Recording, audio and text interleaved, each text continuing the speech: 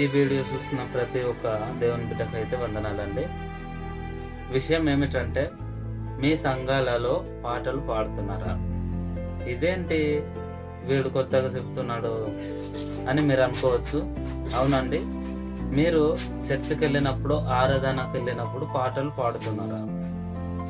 మీరు పాటలు పాడుతున్నారా, లేదంటే వేరే వాళ్ళు పాడుతున్నారా? పాటలు పాడుతున్నాము లేదంటే పాడుతున్నారు అనుకుంటే కామెంట్స్ చేయండి. అయితే పాటల గురించి ఫుల్ వీడియో చేద్దామని మేమైతే అనుకుంటున్నాం.